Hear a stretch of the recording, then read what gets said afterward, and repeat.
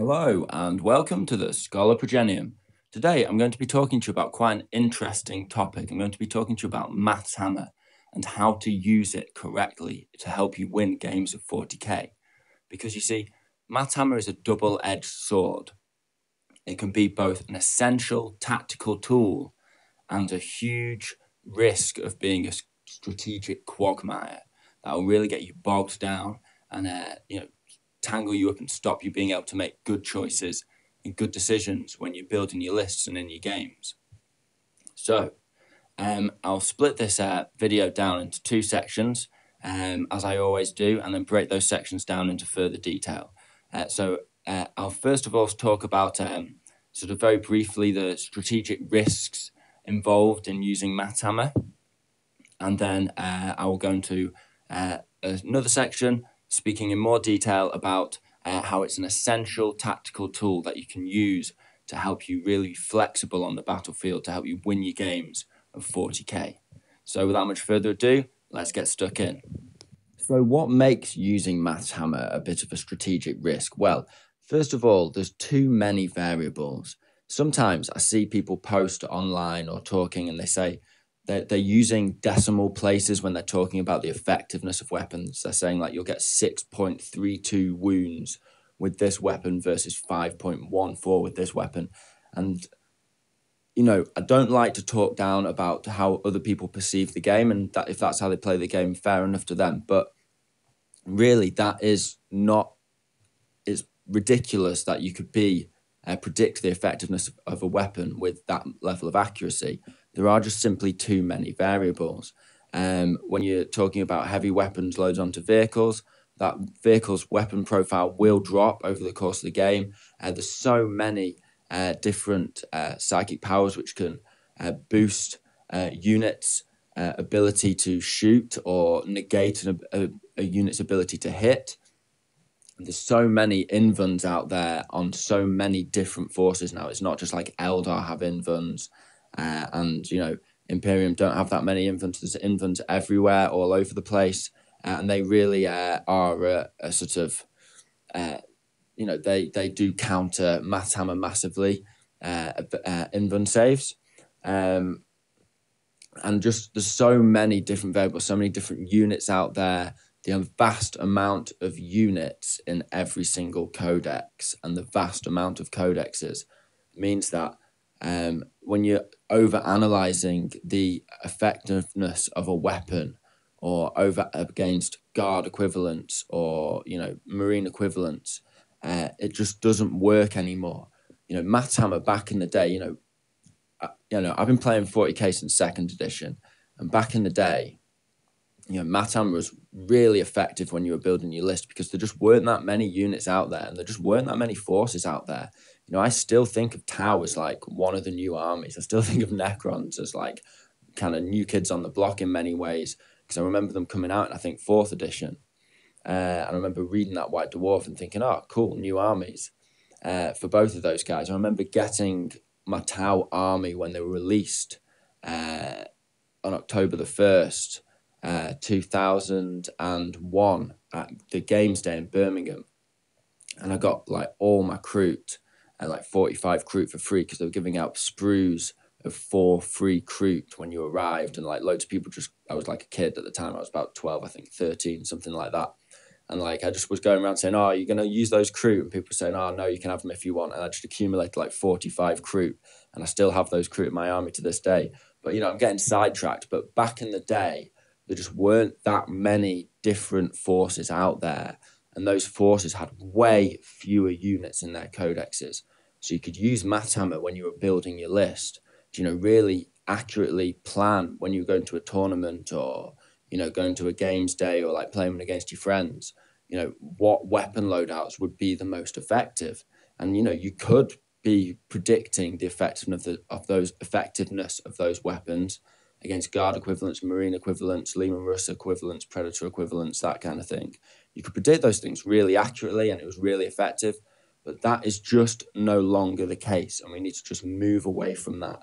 You just need to move away from planning your list writing or your sort of grand, sort of overall sort of perspective of a unit's ability for not only just damage output, but also its toughness. You need to sort of let go of Mathhammer when it comes to that, because there are just too many variables these days. And also talking about tournaments, you'll have ITC, where you can't shoot at things that are in cover on ground level because it all counts as line of sight blocking. You've got like normal Games Workshop line of sight rules and all kinds of stuff that just change the toughness and survivability of units, and just mean that some units, because of the way they act, are just way more killy, way more able to put out damage output, and way more survivable than the Mathhammer would indicate. And which sort of brings me on to my next point, which is that you'll be missing out on a lot of great units. There's a lot of units in all the codexes out there that get a lot of smack talked about them. They're apparently rubbish or not that good. But when you use them or take them, if you think, oh, I really like this unit, I think it's cool, or I think this unit would just fill this gap in my list, or let's say that you keep losing based on a certain angle of your list, you just can't move quick enough to grab those objectives at the end of the game. You can't quite hang on to objectives. You're clinging on to objectives with your troops, but they just always get shot off. There will be a unit in your codex that will plug that gap, and you might well be overlooking an obvious choice just simply because the Mathhammer indicates that it's not going to kill that much. It's not going to be that effective. Warhammer 40k and all war games are, way more in depth than just how killy and tough a unit is anyway. There's loads more factors to an effectiveness of a unit based on its ability to maneuver, its ability to hide, and just the psychology of the opponent. You cannot factor in the psychology of the opponent, or you can once you sort of learn to use strategy as opposed to like Mathhammer when you're planning your lists. Because, for example, 5 assault marines with just jetpacks and chainswords, they wouldn't necessarily seem like a worthy slot in any list, but I never really ever take a list without them, because the enemy just doesn't shoot them. Then there's always a more viable target, and those guys can operate pretty independently, unsupported, and survive, and being way more resilient than even Terminators, and get me an objective at the end of the game and really help me win. So there's loads of units out there that you just got to experiment with and got to try out. And if you've got a hole in your regular list, or you're struggling against certain opponents, check out your codex, have a look at some of those units that you would normally overlook, and see if they are the unit that will solve your problems, the unit that you are looking for. And this sort of brings me on to my sort of final brief point, which is that you can be deafened by the echo chamber. So if you're going on 1D4chan, or you're going on any Bolter and Chainsword or a variety of other forums, and you're looking up at discussions when you're thinking about getting a unit, or you're going on YouTube and you're watching videos when you're thinking about buying a unit, because collecting war games is expensive. And you don't want to invest your hard-earned cash unless you know that that unit's going to work hard for you, put in that work and help you win games. So you're going to want to sort of use almost a bit of customer reviews from other players out there. But you've got to be careful not to be deafened by the echo chamber, because it's very easy to look at the discussions that are had about units that you're considering, and get focused in on the sort of stats of those units. And really, what it's all about is getting units on the battlefield and trying them out. And if you want to proxy a unit, and you've got a regular opponent who doesn't mind you proxying a unit as a one-off, just to try it out, if you've got a suspicion that it might be worth buying, then do that. I would highly recommend it. But otherwise, just go for it. Get that unit, add it to your collection, because guaranteed, even if it's not that effective, you'll have some fun with it. You'll have fun building it up and painting it. And it will become effective eventually. If you're going to be collecting 40k for a while, and if you're going to be enjoying this hobby for a while, these things come and go. Units come and go in the meta. Armies rise and fall in the meta. And that unit may well help you plug a gap in the future.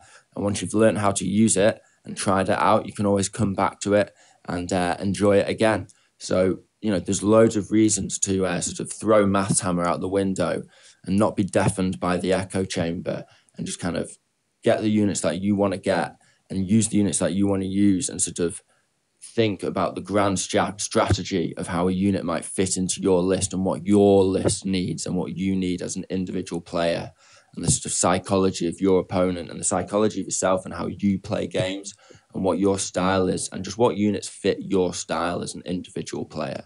And that's why you sort of need to throw Mathhammer out the window when it comes to the sort of grand strategy, because it is a strategic quagmire, or it can be. It can tie your hands and sort of blind you to the opportunities out there in your codex. Now, having said all of this, Mathhammer is great. Mathhammer is a really useful and effective tool. Now, it is useful in the grand strategy, and I'm not going to talk really about that today because that's a whole other video where I'll talk about the damage curve and sort of plotting the amount of damage and the resilience of your units over the course of a game to make sure that it's consistent over the course of a game. But that's a whole other video. So Mathhammer can be used strategically, and I will talk about that later. But now what I'm going to talk about is how Mathhammer can be used as an essential tactical tool to help you win games. So first of all, what it can help you do is it can allow you to think, what do I want a unit to do, and how likely is it to be successful in doing that? So when you're playing your game, you're thinking, right, I need a unit to perform a certain task on the battlefield. You know, assault a unit in the cover that's holding an objective and take that objective. Will I be able to do that? Or, you know, a variety of other tasks. And what you really need to do is you need to learn a couple of quick skills that will allow you to quickly calculate the effectiveness of a unit and whether something's worth doing, whether you're just going to end up exposing a unit or putting it into a situation that it's not going to fight its way out of, or, you know, just getting it killed, or just bouncing off and not getting anything done, wasting your time. So really, what you want to do is you want to split dice into multiples of 6, rounding down. So let's say your unit can fire 20 shots, 20 bolter shots. It's in rapid fire range. You just think of that as 18 dice, or 3 blocks of 6 dice. And then let's say you're a space marine, so you're hitting on 3s. So what you need to do is you need to learn how to also divide dice by basically thirds and by fifths, and obviously halves as well, but that's very easy. So because if you can divide your dice pool so that it's split into 66%, 33%, either way in your head very, very quickly, then you can work out roughly how many hits you're going to get when you're hitting on 3-ups, or when you're hitting on 5-ups, when you're wounding on 3-ups and 5-ups. And sort of if you're exposing unit, what sort of saves you're likely to make, although that's a lot harder to predict because you're not sure necessarily what units are going to be shooting at them or charging them in close combat. But if you can learn to split your dice down, you in this way, you can very quickly calculate the effectiveness of a unit. So let's look at this tactical marine unit again. So it's firing 20 dice, so I'm going to round down to 18, so that's 3 blocks of 6. Now, I know that I'm going to be hitting on 3s, so I'm going to split my dice into thirds, and that means that I'll be hitting with 12 dice, probably. Now, I'll be wounding on 3s because I'm shooting a unit that is only toughness 3, and these bolters are strength 4. So again, I know that I can split my dice into thirds, so I know that I'll probably get, out of the 12 hits that I've got, I'll probably get 8 wounds, because 12 divided by 3 is 4. And because I'm hitting on 3-ups, I'll be getting 4 plus 4, so that's 8 wounds. And 4 of those hits will probably be thrown away.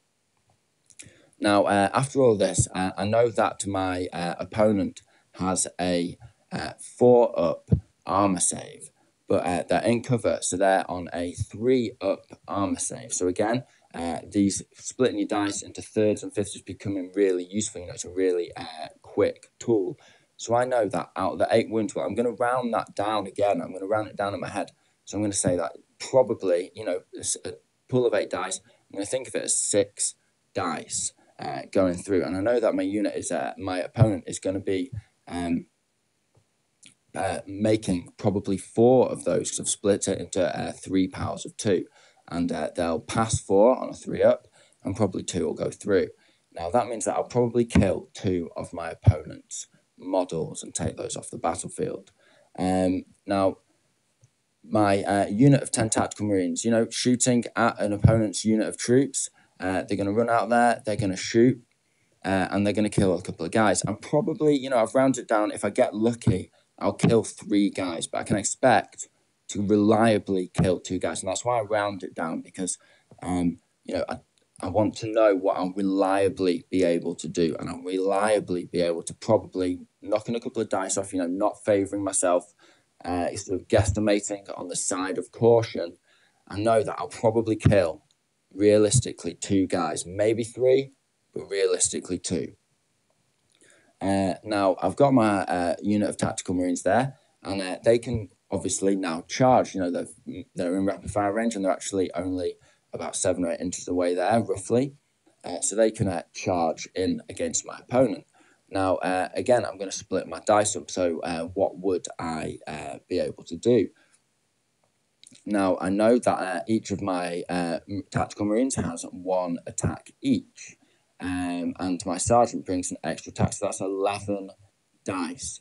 Now, in this case, what I'm actually going to do is I'm not going to, because it's almost 12, I'm actually not going to round it down to 6 dice. Because that would really not be giving me an accurate prediction. But I'm going to remember that I've given myself a little favour there. I've favoured myself when I'm guesstimating dice. From there, I'm not guesstimating on the side of caution. So I'm going to say that I've got 12 attacks. Now, I know as tactical marines, I'm going to be hitting on 3. So again, I'm going to be hitting with 8 of those hits, probably 8 of those dice. And now I know, again, that normally I would be hitting on 3s, wounding on 3s against a toughness 3 model because I'm strength 4.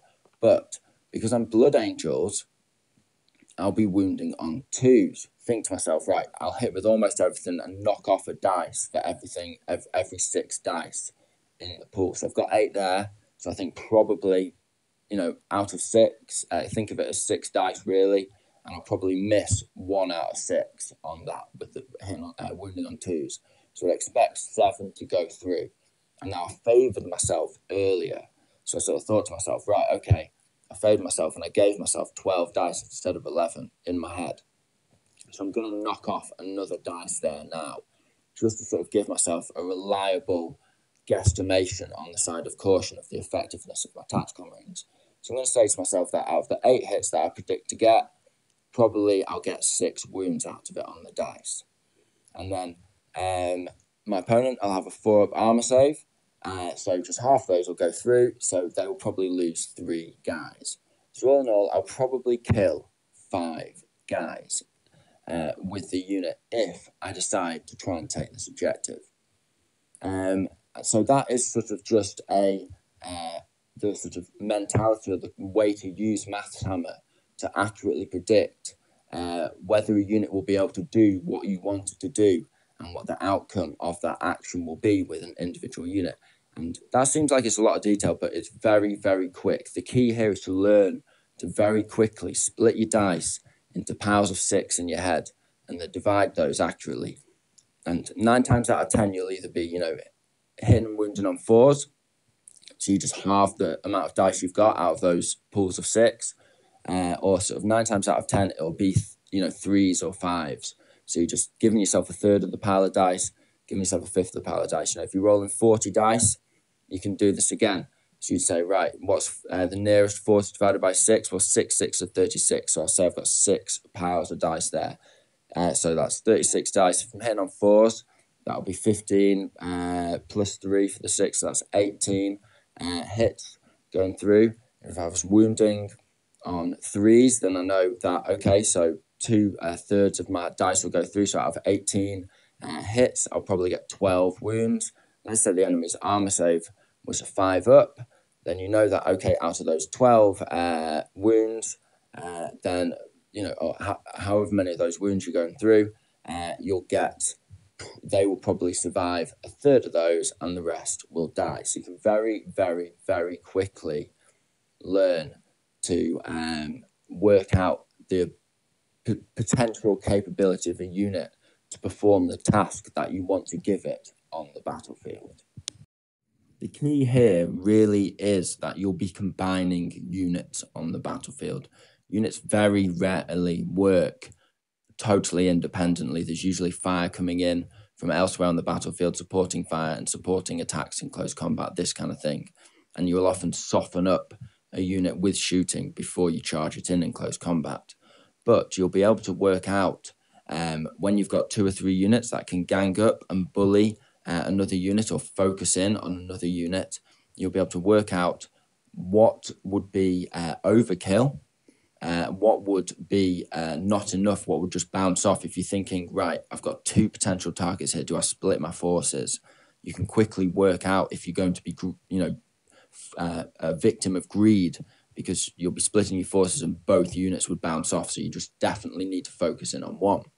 So there's just so many different situations where you can work out quickly in your head what the damage is likely to be and what the chance of success is likely to be of different units, and then once you've worked out what those different units can do, you can then combine those units together to focus in on your opponent's forces and really effectively wipe them out and not waste a shot. And you can become really, really well practiced at this skill. And when you know your army well and you know your units really well and you've played a lot of games, you will not have to really even almost do this maths in your head, because you will have fought these battles so many times and you use your units so many times that you just know when this unit fires, it usually gets this many hits, it usually gets this many wounds against toughness 3, this against toughness 4, and this against toughness 5. It just becomes second nature. And once it becomes second nature, you just become such a fast and fluid player, and you just become so quick and so efficient with your army, because you're just looking at the different units that you've got, working out what their damage outputs are depending on how many models they've got left, what weapons they've got, that kind of thing, and what units are within range of them. And you can just very quickly combine together the total wounds that you could potentially do to each target in your field of fire. So it's just a really quick tool, and you've got to become good at it, because then you'll really start smashing your opponents and tearing them apart mercilessly. And they won't be able to believe how quickly you're overwhelming them. So the final thing I would really say is to just keep the most flexible unit till last when you're firing. So when you've guesstimated and you've worked out, okay, these units when combined together will be most effective at targeting this unit and they'll wipe it out, and these couple of units over here will be able to combine together and damage that tank and take it down below half strength. You may have a unit that could fire at a couple of targets and effectively weigh in on either. And they're what I call insurance units. And this is just sort of a final tip, which is to have a couple of insurance units, a couple of units that could potentially weigh in on more than one target. And if your dice turn against you, and you roll badly, and your sort of combinations of units are going to be let down because one unit's really messed it up, and so the other units, are not going to be able to weigh in and complete the job. You've got this insurance unit, this sort of more flexible unit that you haven't used straight away. You haven't just shot it first because it's exciting and you can't wait to use it or whatever. Or it's just the nearest opponent unit, or that unit, your opponent shot you with something and you want to shoot it back quick and that unit's the nearest one.